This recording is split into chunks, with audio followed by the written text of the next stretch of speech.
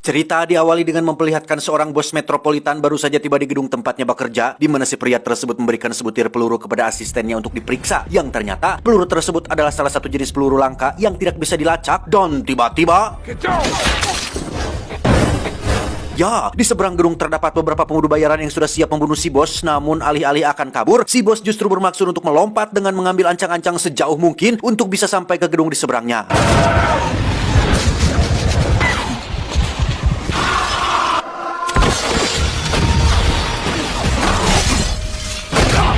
Entah siapa bos metropolitan ini, dia jelas bukanlah seorang pria kantoran biasa yang sering duduk di balik meja, karena dari kemampuannya sudah pasti bahwa pria ini adalah manusia terlatih yang biasa membunuh dan melakukan aksi-aksi mustahil. Tak lama ponsel salah satu pembunuh bayaran pun berdering, di mana panggilan tersebut berasal dari si pelaku yang telah menyewa para pembunuh bayaran ini, dan si bos metropolitan tengah berdiri tepat di atas tanda X yang merupakan titik jebakan untuk si pelaku bisa menembaknya dari jarak yang teramat sangat jauh menggunakan peluru langka yang tidak bisa dilacak.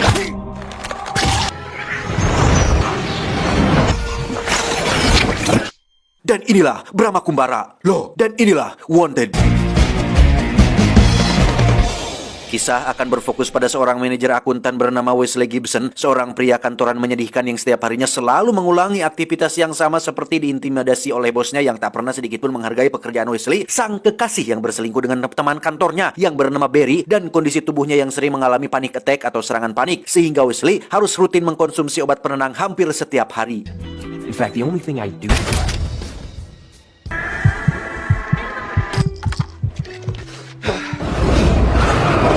Wesley! Suatu malam saat membeli obat di apotek, Wesley tiba-tiba kemunculan seorang wanita cantik dengan jenis bibir yang memiliki tingkat orgasme tinggi bernama Fox, yang memberitahunya tentang ayah Wesley yang baru meninggal minggu lalu dibunuh oleh seorang pria bernama Cross dari jarak yang sangat jauh, di mana si pembunuh bernama Cross tersebut saat ini sedang berada tepat di belakang Wesley dengan maksud untuk membunuhnya juga. Ya, terjadi baku tembak antara Fox dan Cross, di mana skill menembak mereka berdua berada pada tingkat atau level melebihi manusia konvensional pada umumnya. Terlebih lagi Fox menggunakan senjata api unik yang ujungnya bisa belok kanan dan belok kiri untuk mempermudahnya mengincar posisi si target. Wesley yang tidak tahu apa-apa pun memilih untuk pergi dari sana, tapi tiba-tiba...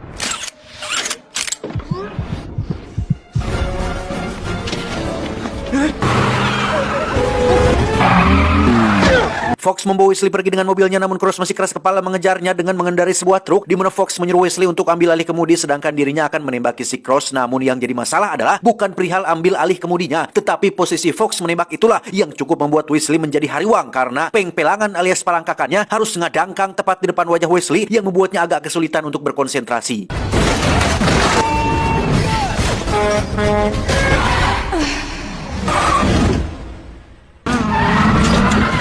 Karena truk yang dikendarainya kalah cepat, Cross harus kehilangan mereka saat sebuah bus menghalangi jalannya. Namun disinilah kita akan diperlihatkan dengan satu kemampuan menembak yang sangat luar biasa sekaligus sangat mustahil dilakukan di dunia nyata, yaitu membelokkan peluru.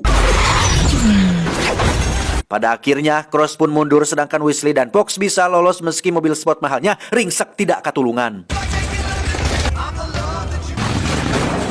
Singkat cerita, Wesley yang baru siuman dari pingsan pun seketika terkejut saat berada di tempat asing yang di situ ada beberapa kawan Fox, termasuk satu om-om bernama Sloan yang merupakan pimpinan dari sebuah organisasi yang bertajuk Fraternity of Assassin atau persaudaraan pembunuh yang bertugas untuk membunuh orang-orang sesuai takdir yang telah ditentukan, di mana Wesley dipaksa untuk menembak sayap 3 ekor lalat yang sedang terbang, yang hal itu sangat mustahil untuk dilakukan.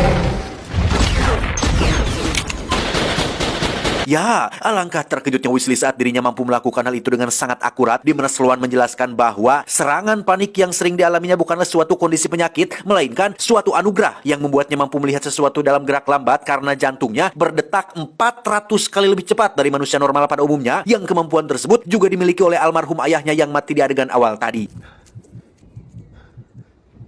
Sloan juga menjelaskan bahwa ayahnya dibunuh oleh seorang pengkhianat organisasi bernama Cross, orang yang sama yang berniat untuk membunuhnya di apotek tadi, sehingga tujuan daripada Wesley dibawa ke sini adalah untuk melindunginya, melatihnya, merekrutnya, supaya bakat yang dimilikinya tidak sia-sia dan berguna untuk membalas dendam atas kematian ayahnya. Tak hanya itu, semua aset milik ayahnya kini sudah ditransfer ke rekening Wesley, termasuk pistol favoritnya yang saat ini dipegang oleh Wesley pun resmi menjadi hak milik pribadinya. Namun dengan semua kemendadakan ini, Wesley tentu saja merasa ruas, was-was, dan masih tidak habis pikir, masih belum bisa menerima semua penjelasan Sloan tersebut.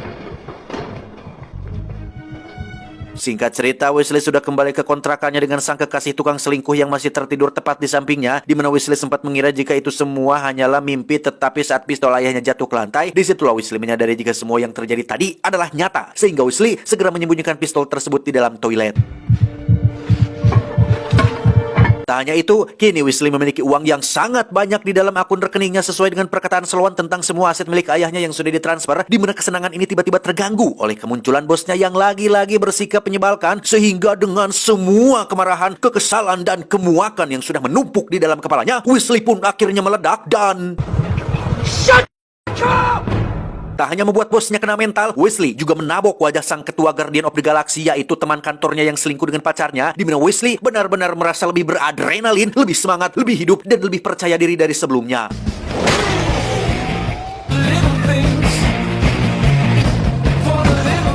Ya, Wesley pun memutuskan untuk ikut dengan Fox pergi ke markas organisasi pembunuh yang bertempat di sebuah pabrik tekstil, di mana Wesley bermaksud untuk menerima tawaran Sloan tentang ajakannya semalam yang ingin merekrutnya menjadi anggota organisasi. Tetapi sebelum itu, Wesley harus melewati serangkaian tes untuk melihat seberapa besar motivasinya untuk bergabung dengan mereka semua. Dia bernama si tukang reparasi yang bertugas sebagai penginterview untuk melihat apakah Wesley melakukan ini murni atas dasar niatnya sendiri atau ada orang yang menyuruhnya, di mana Wesley diikat pada sebuah kursi, kemudian dibogem sebanyak 3 kali sampai dirinya jatuh pingsan. Tak berhenti sampai situ saja, Wesley kemudian bertemu dengan penguji kedua yang bernama si tukang jagal. Sama seperti si tukang reparasi, si tukang jagal ini pun menguji seberapa niatnya Wesley untuk bergabung dengan mengajaknya berkelahi menggunakan pisau, hingga Wesley harus mengalami rasa sakit yang luar biasa menyakitkan.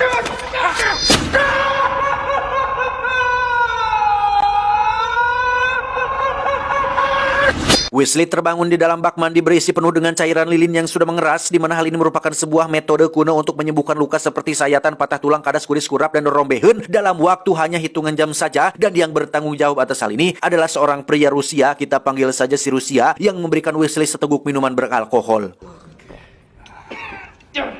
Keesokannya Wesley dibawa ke arena tembak dengan papan target yang terhalang oleh daging babi. Dikira harus menembak titik target dengan cara menembus daging babinya. Wesley justru dituntut harus menembak titik target tanpa menggores sedikit pun daging babinya. Yang berarti Wesley harus bisa membelokkan sebuah peluru yang jikalau Wesley mengira itu adalah hal yang mustahil, maka Sloan pun menerangkan bahwa itu tergantung dari seberapa kuat insting seseorang untuk memperhitungkan gerakan, kecepatan angin, momentum, dan tentunya kehendak sang sutradara. Sebelum mempraktekannya, Wesley akan dilatih oleh Fox untuk memperkuat instingnya dengan cara menangkap penggulung rajutan yang bergerak sangat cepat sekali, di mana Wesley sangat kesulitan melakukannya hingga membuat tangannya mengalami luka-luka.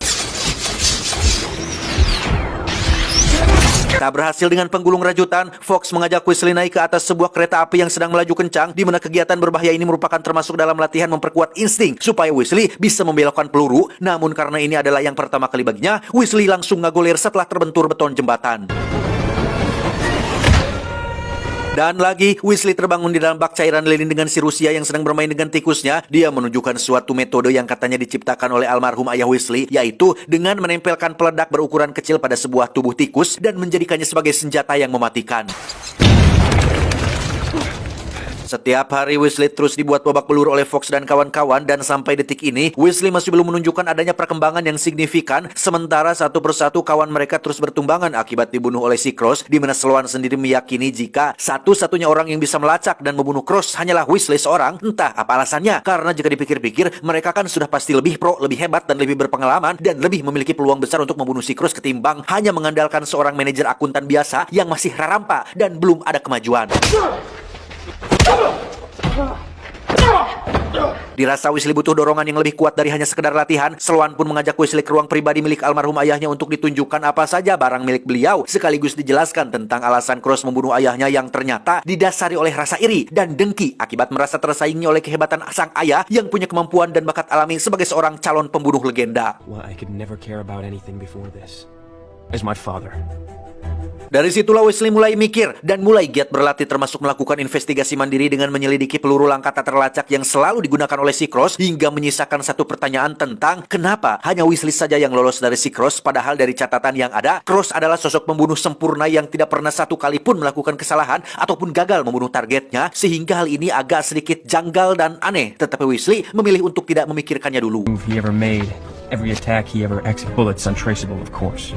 Surrounded by Secret Service agents. Kembali ke latihan setelah berminggu-minggu selalu dihajar dan diintimidasi oleh para pelatih. Kini saatnya Wesley mulai bangkit dengan melakukan perlawanan yang dilakukan secara spontan. Hingga si tukang reparasi dan si tukang jagal harus merasakan rasa sakit yang sama seperti yang Wesley rasakan selama berminggu-minggu terakhir ini. Tak hanya itu, Wesley juga berhasil dalam ujian kereta api termasuk menangkap penggulung rajutan tanpa melukai sedikit pun dari tangannya.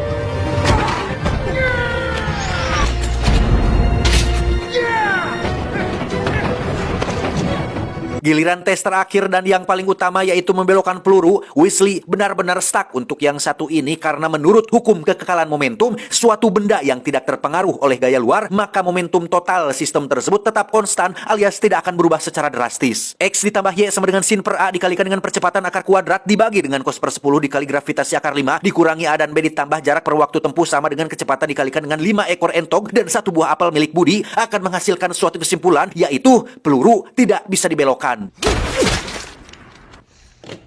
Berbeda dengan teori yang saya jelaskan barusan, organisasi ini mampu melawan hukum fisika dengan begitu frontal, di mana mereka yakin jika motivasi dan insting kuat adalah dua hal yang mampu membuat seseorang membelokkan sebuah peluru, sehingga Fox pun mengajukan dirinya untuk menjadi sukarelawan supaya Wesley punya alasan kuat untuk bisa membelokkan pelurunya. Sukses membelokkan peluru, Wesley pun diajak Sloan untuk mengetahui tentang asal-usul organisasi ini yang sudah terbentuk sejak 1000 tahun yang lalu. Mereka memiliki sebuah visi dan misi untuk menjaga kedamaian di muka bumi ini dengan cara membunuh calon-calon orang jahat yang akan menimbulkan kerusakan atau kemungkaran di masa depan. Dan ini adalah sebuah mesin tenun takdir yang sudah ada sejak 1000 tahun yang lalu. Mesin tenun ini menghasilkan kain berisi kode untuk dipecahkan menjadi nama lengkap seseorang yang merupakan nama target yang harus mereka bunuh. Meski target mereka belum melakukan kejahatan dan kesalahan, tetapi Sloan dan organisasi ini tetap akan membunuh targetnya, dan justru itulah tugas utama mereka, yakni mencegah terjadinya kejahatan dengan cara membunuh si target sebelum mereka benar-benar melakukan kejahatannya di masa depan. Semua ini dilakukan atas dasar keyakinan pada takdir, menggantungkan nasib dan nyawa seseorang berdasarkan kain yang dibuat oleh mesin tenun, di mana Wesley mendapat tugas pertama untuk membunuh seorang target yang merupakan orang kantoran yang meski Wesley tidak mengenalnya sama sekali dan tidak tahu apa dosanya, Sloan tetap meminta Wesley untuk bunuh target tersebut, hitung-hitung latihan sebelum membunuh si Cross.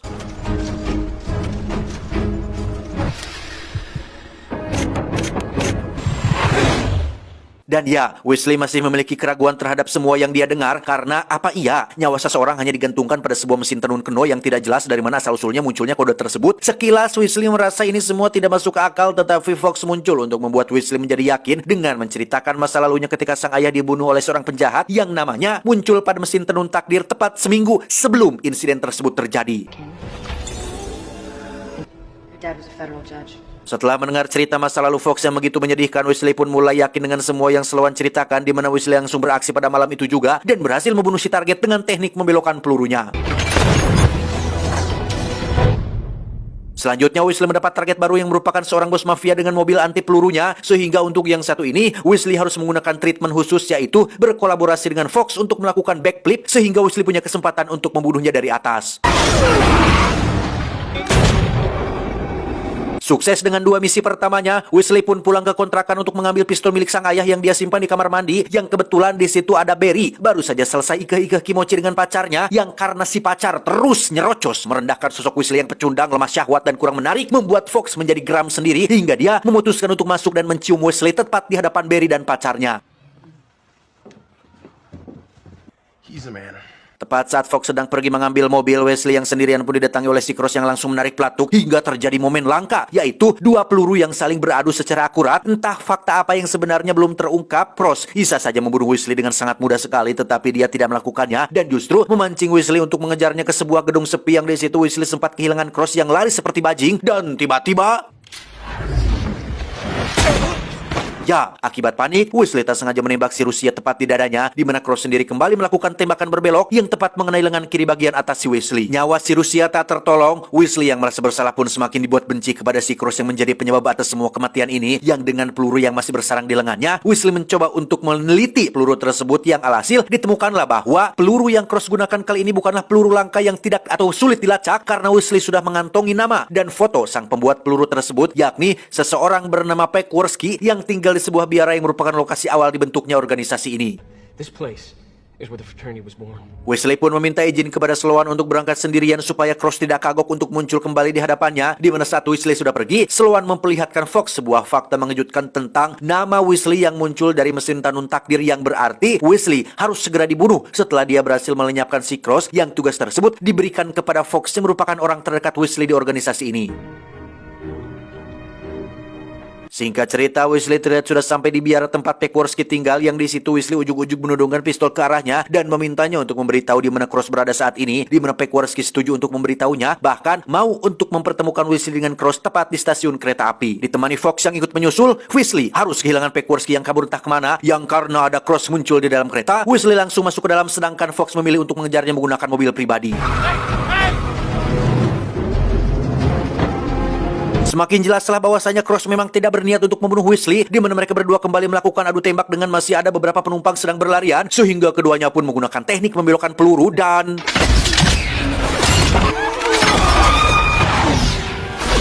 Fox sendiri memutuskan untuk ikut masuk ke dalam kereta dengan cara melompatkan mobilnya ke dalam salah satu gerbong, sehingga kereta bagian belakang mengalami anjlok yang membuat masinis harus memberhentikan keretanya tepat di atas jurang.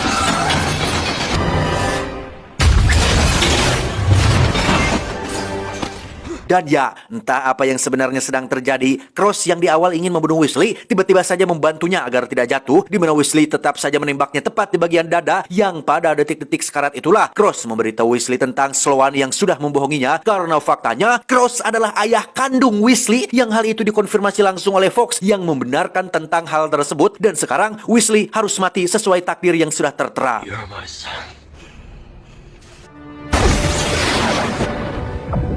Singkat cerita, setelah selamat dari momen tadi, Wesley kini terbangun di sebuah apartemen yang berseberangan langsung dengan kontrakan miliknya, di mana di situ sudah ada Peckworski yang ingin memberitahu tentang fakta yang sebenarnya sedang terjadi. Cross, ayahnya, adalah mantan anggota organisasi yang memilih untuk keluar setelah menemukan fakta tentang nama Sloan yang muncul dari mesin tenun takdirnya, di mana Sloan tidak bisa menerima hal itu dan mulai merekayasa target yang harus dibunuh sesuai dengan kepentingan pribadinya. Hal itu pula lah yang menjadi alasan kenapa Cross ayahnya memilih untuk tidak merawat Wesley, bukan tidak sayang, tetapi almarhum sengaja membiarkan Wesley sendirian supaya bisa memiliki kehidupan normal seperti orang pada umumnya.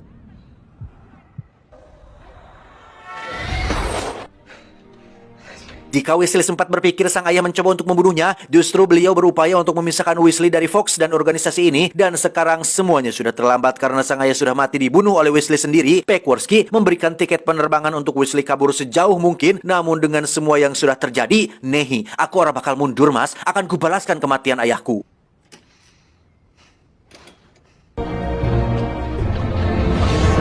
Memanfaatkan pengetahuan milik ayahnya, Wesley pun merancang sebuah rencana untuk membuat pasukan tikus peledak untuk menghancurkan Sloan dan organisasinya, dimulai dengan membeli selai kacang dalam jumlah yang banyak untuk merekrut gerombolan tikus yang sering berkumpul di lokasi tempat pembuangan sampah. Setelah semua siap, Wesley langsung meluncur ke markas Sloan dengan mengendarai mobil pengangkut sampah dan membiarkan ratusan tikus memasuki pabrik tekstilnya.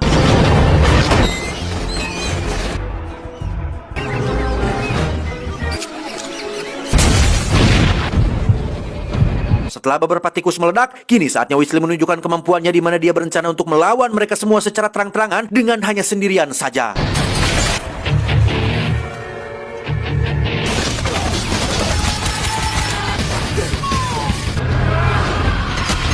Selesai dengan si tukang reparasi dan pasukan yang ada di bawah, kini saatnya Wesley harus berhadapan dengan si tukang jagal yang meski sempat menjadi pelatihnya beberapa waktu yang lalu, Wesley tidak akan segan-segan untuk menghabisinya kali ini.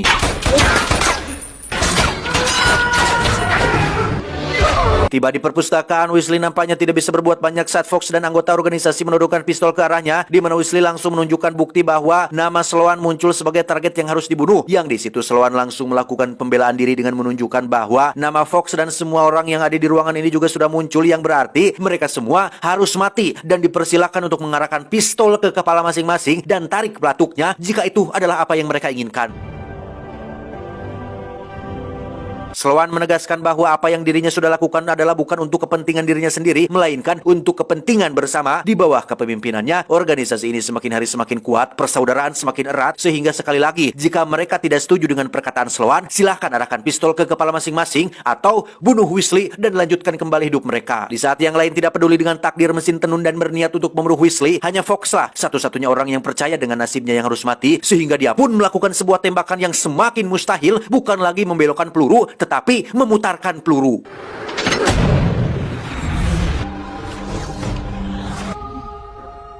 Entah kemana kaburnya si Sloan, Weasley kini tak punya pilihan lain selain kembali pada kehidupan lamanya, yakni seorang manajer akuntan yang hanya punya saldo secuil di dalam akun rekeningnya. Saat Weasley sedang bekerja di kantor itulah, muncul Sloan yang bermaksud untuk membunuhnya, namun alangkah terkejutnya Sloan saat baru menyadari jika itu bukan Weasley, karena ini semua tidak lebih dari hanya sebuah jebakan yang dibuat oleh Weasley. Mirip seperti yang dilakukan oleh Cross ayahnya, Weasley mampu menembakkan peluru dari jarak ratusan meter dari kamar tempat tinggalnya.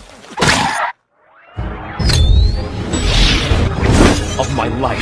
Tamat ending yang cukup membagongkan. Pesan yang bisa kita ambil dari film ini adalah peluru boleh dibelokkan, tapi akidah harus tetap lurus. Saya John mewakili jajaran direksi yang bertugas mengucapkan terima kasih dan sampai jumpa di video selanjutnya. Adios. Tutug Oncom, Alabama.